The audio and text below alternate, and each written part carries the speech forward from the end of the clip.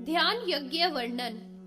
ऋषि ने पूछा, हे सूत जी, विरक्त और ज्ञानियों के द्वारा ध्यान योग श्रेष्ठ कहा गया है, सो आप हमें ध्यान योग को विस्तार पूर्वक वर्णन कीजिए। सूत जी ने कहा, एक बार एक गुफा में शिवजी महाराज भवानी के साथ सुख पूर्वक विराजमान थे। तब वहां पर मुनीश्वरों ने आकर उन्हें प्रणाम किया और स्तुति की। हे वृषभध्वज, अत्यंत कालकूट नाम के विष को आपने नष्ट कर दिया। आप में ही संपूर्ण जगत स्थित है। इससे प्रसन्न होकर शिवजी ने कहा, हे ऋषियों, कालकूट विष नहीं है, किंतु यह संसार ही विष है। इससे सब प्रकार इस संसार से बचना चाहिए। देखा हुआ तथा सुना हुआ दोनों प्रकार का जो त्याग कर देता है, वही संसार कहा है। निवृत्त लक्षण धर्म है और अज्ञान मूलक संसार है। उद्भिज, स्वेदज, अंडज और जरायज 4 प्रकार के जीव हैं। विषयों की निवृत्ति भोग से नहीं होती, किंतु भोगने से तो वे इस प्रकार बढ़ते हैं जैसे अग्नि घी द्वारा और बढ़ती है। राग, द्वेष, भय आदि नाना प्रकार के रोगों से ग्रस्त प्राणी छिन्न मूल वृक्ष की तरह विवश होकर गिर जाते हैं। पुण्य रूपी वृक्ष का क्षय होने से देवता भी स्वर्ग से पतित होकर अनेकों कष्टों को भोगते हैं। कीट, पक्षी, मृग, पशु आदि सबको इस संसार में दुखी ही देखा है। देवता, दैत्य, नृप, राक्षस सबको दुखमय देखा है। उस तप से नाना प्रकार के दोनों से आत्मा लब्ध नहीं होती, जैसी कि ज्ञानियों को लब्ध होती है। पर और अपर 2 विद्याएं हैं। अपर विद्या वेद, शिक्षा, कल्प, व्याकरण आदि है। परा विद्या अक्षर है, जो शब्द रूप रस है। किंतु शिवजी ने कहा है कि मैं सब कुछ हूँ। जगत मुझ में ही लय होता है तथा मुझसे ही उत्पन्न होता है। मेरे सिवाय कुछ नहीं, ऐसा जानना चाहिए। मोक्ष का हेतु ज्ञान है। आत्मा में स्थित पुरुष ही मुक्त होता है। अज्ञान होने से क्रोध, लोभ, दंभ, मोह की उत्पत्ति है। गुरु के संपर्क से उत्पन्न ज्ञान रूपी अग्नि उन्हें इस प्रकार जला देती है जैसे सूखे ईंधन को आंच जला देती है। जिस शिव की आज्ञा से भीत हुआ सूर्य उदय होता है, वायु बढ़ती है, चंद्रमा चमकता है, वहिन जलती है, भूमि धारण करती है, आकाश अवकाश देता है। सो हे विप्रो, उसी शिव का चिंतन करो। संसार रूपी विष से तप्त मनुष्यों को ज्ञान और ध्यान के बिना कोई उपाय नहीं है। जो सब द्वंद्वों को सहने वाला, सरल स्वभाव, अमानी, बुद्धिमानी, शांत, ईर्ष्या रहित, सब प्राणियों में समान भाव वाला, तीनों ऋणों से रहित, पूर्व जन्म में पुण्य करने वाला, श्रद्धा से गुरु आदि की सेवा करने वाला, स्वर्ग लोक में प्राप्त होकर वहां के भोगों को भोगकर वह मनुष्य भारतवर्ष में जन्म लेकर ब्रह्म को जानने वाला बनता है। हे ब्राह्मणों, मल युक्त मनुष्यों को ज्ञान प्राप्ति का वही क्रम है। इसलिए इसी मार्ग से दृढ़व्रत होकर सबका त्याग करके संसार रूपी कालकूट से मुक्त होता है। इस प्रकार संक्षेप में मैंने ज्ञान योग महात्म्य और पाशुपत योग को कहा। हे विप्र, यह शिव के द्वारा कहा ज्ञान हर किसी को नहीं देना चाहिए। यह योगियों को देने योग्य है। जो इस प्रसंग को पढ़ेगा या सुनेगा, वह संसार से मुक्त होगा और ब्रह्म सायुज्य को प्राप्त होगा, इसमें संशय नहीं। शिव शक्ति तत्व निरूपण में मुनि मोह नाश का वर्णन। सूत जी बोले, पूर्व कहे हुए इस ध्यान यज्ञ या पाशुपत योग को सुनकर शिवजी को मुनीश्वर सनत कुमार आदि प्रणाम करके पुनः महेश्वर से बोले, हे प्रभो, आप हिमवान की पुत्री पार्वती जी के साथ जो क्रीड़ा करते हो, उसका रहस्य भी हमें कहने की कृपा करिए।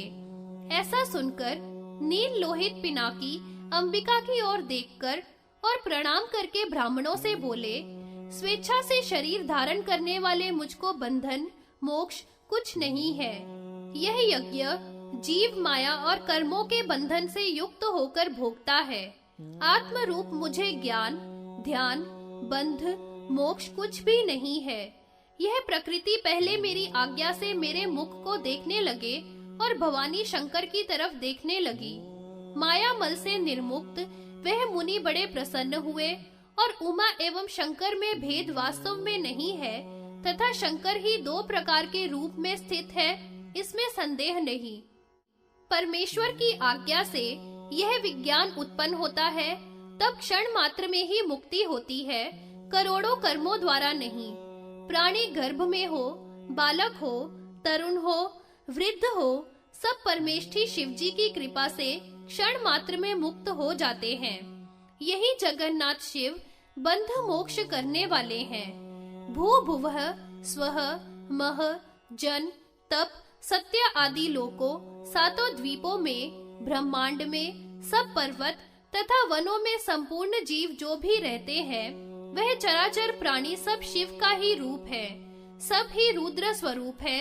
अतः ऐसे रुद्र पुरुष को नमस्कार है। रुद्र की आज्ञा से यह देवी अंबिका स्थित है। यह सुनकर सब देवता और मुनीश्वर प्रसन्न हुए और अंबिका के प्रसाद से शिव सायुज्य को प्राप्त हुए। पाशुपत योग का विस्तार से निरूपण। ऋषि बोले, हे सूत जी, किस योग से योगियों को अणमादिक सिद्धि और सत्पुरुषों को गुण प्राप्ति होती है, सो विस्तार से हमसे कहिए। सूत जी बोले, अच्छा, अब मैं परम दुर्लभ योग को कहूँगा। आदि में चित्त में 5 प्रकार से शिव की स्थापना का स्मरण करना चाहिए।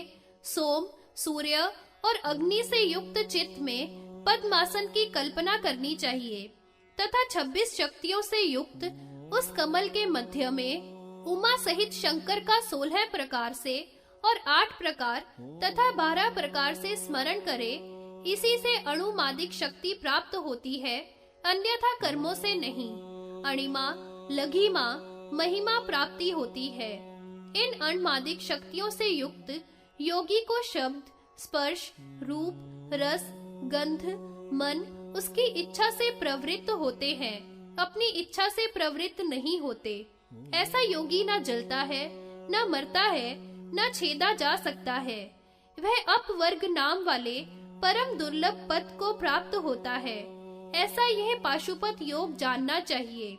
ब्रह्मा का ही सदा सेवन करना चाहिए। ब्रह्म ही परम सुख है। वह हाथ पैर से रहित, जीभ मुख से रहित अत्यंत सूक्ष्म है। वह बिना आंखों के ही देखता है, बिना कान के सुनता है तथा सबको देखता है, सबको जानता है। उसी को महान पुरुष कहते हैं। जैसे पवन सब जगह विचरण करता है, वैसे ही सब पुरी में रहने से पुरुष कहलाता है।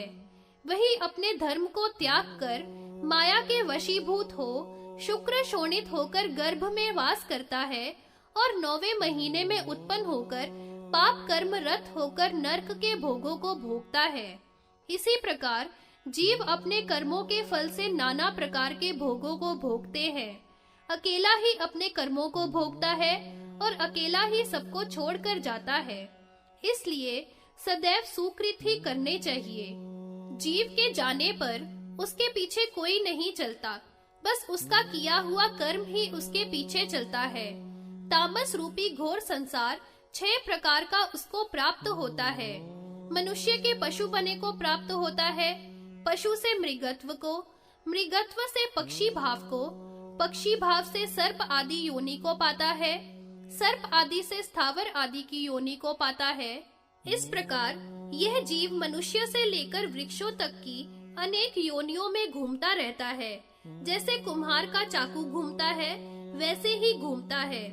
इसलिए संसार के भय से पीड़ित होकर धर्म की आराधना करनी चाहिए, जिससे वह संसार को तर सकता है। अतः देवेश तीनों लोकों के नायक रुद्र का ध्यान करके हृदयस्थ वैश्वनार में पंचहुति करनी चाहिए। पंचाहुति के मंत्र निम्न प्रकार है: प्राणाय स्वाहा, अपानाय स्वाहा, व्यानाय स्वाहा, उदानाय स्वाहा तथा समानाय स्वाहा के द्वारा 5 आहुति करके पुनः जलपान और भोजन करना चाहिए। इसके बाद प्रार्थना करें कि सब जगत के स्वामी हे प्रभु, आप प्रसन्न होइए। देवताओं में श्रेष्ठ आप ही हैं। हमारा हवन किया हुआ यह अन्न आपका ही स्वरूप है। इस प्रकार रुद्र की प्रार्थना करें। यह योगाचर ब्रह्मा ने कहा है। इसे पाशुपत व्रत जानना चाहिए। इसे पढ़े व सुनावे तो परम गति को प्राप्त होता है।